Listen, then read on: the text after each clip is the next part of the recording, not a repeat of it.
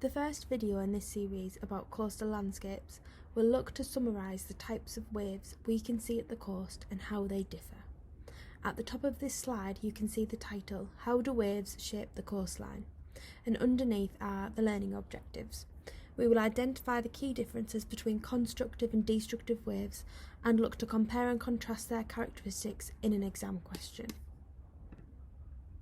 If you turn your eyes to the yellow box detailing what outstanding progress will look like, by the end of this video you should be able to name 3 or more characteristics of each wave and be able to draw detailed diagrams to illustrate these.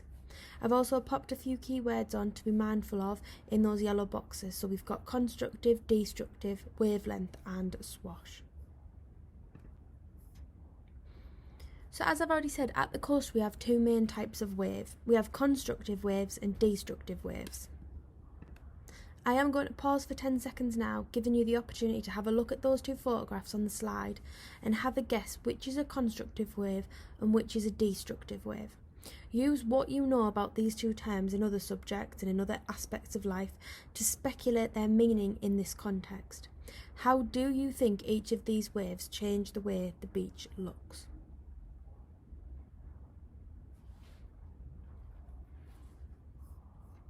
So I can tell you that photograph number 1 is a constructive wave and number 2 is therefore destructive. Hold tight while I explain over the next couple of slides how I have arrived at this conclusion.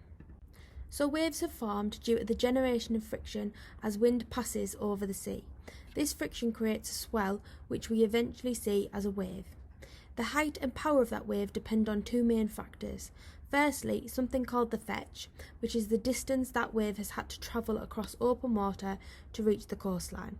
If we just have a look at this map here, we can see that waves from the Caribbean and Brazil travel almost 10,000 kilometres to reach the southwest of the UK, and here is where the UK sees its most powerful and largest waves. The other thing that influences the height and power of a wave is the wind speed, so larger wind speeds lead to more destructive waves. On your piece of paper or in your book, please construct a tree map like the one that I have on this slide, with constructive waves on one side and destructive waves on the other. I'm now going to explain the key differences between those 2 waves before giving you some characteristics for you to categorise on this tree map yourself. Firstly, we're going to look at constructive waves.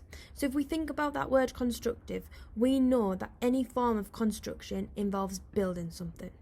And at the coast, constructive waves are responsible for building the beach.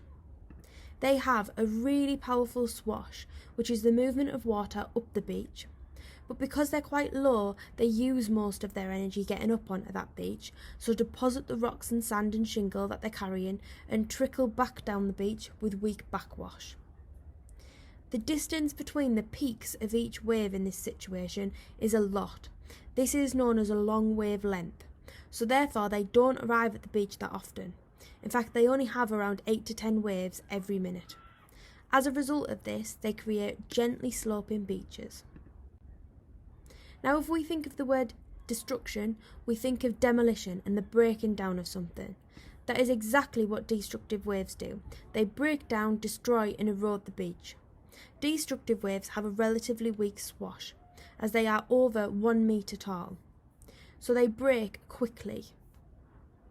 But that action of breaking creates a really strong backwash, which then claws material and sand and rocks off the beach, taking them back out to sea. They have a short wave length. Each wave arrives very quickly and we see around 10 to 15 of these waves every minute. The power and ferocity of these waves creates steep beaches, and we often get these waves in stormy, windy conditions. On this slide I've given you a number of factors. Please pause the video now and decide whether each factor is a description of a constructive wave or a destructive wave. And then I'm just going to whiz through this slide because you can theoretically flick back and see where I've put these in the slides so you can check your answers. Green is constructive waves, pink is destructive waves. And here is a completed version if this helps you to green pen and check your answers more efficiently. At this point, we should be able to name a few characteristics for each wave. I'd like you to have a go at drawing a label diagram for each type to show the key differences between them and assist with your visualisation of these processes.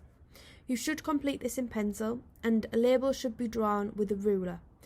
You will also need a title for each diagram, so constructive and destructive wave. Please pause now.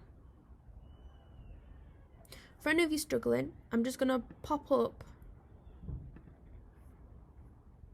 one of my diagrams for you, a copy, and then you can have a go at applying your knowledge to drawing the destructive wave diagram.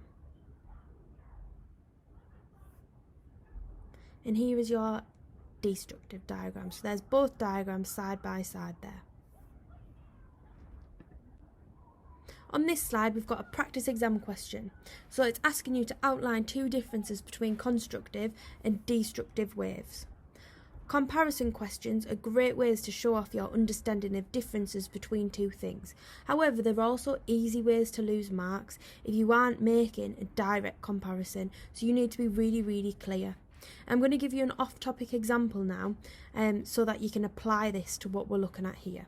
So an off-topic example of a good comparison would be saying something like, Aisha has black hair whilst Finley has blonde hair. A poor comparison example would be saying something like, Aisha has blue eyes whereas Finley has black trousers. It's not a comparison, you are looking at different things there, eyes and trousers. So for this question you need to directly compare two characteristics of each. So can you please use the sentence starters and have a go now? Pause the video please. If you're struggling to think about how you're going to start this, I'm just going to pop up the first point for both of those. You can obviously choose different factors if you want, but I've chosen to look at how often the waves break in the first point, and then in the second point I've chosen to look at swash and backwash, so what the process that is most dominant is doing.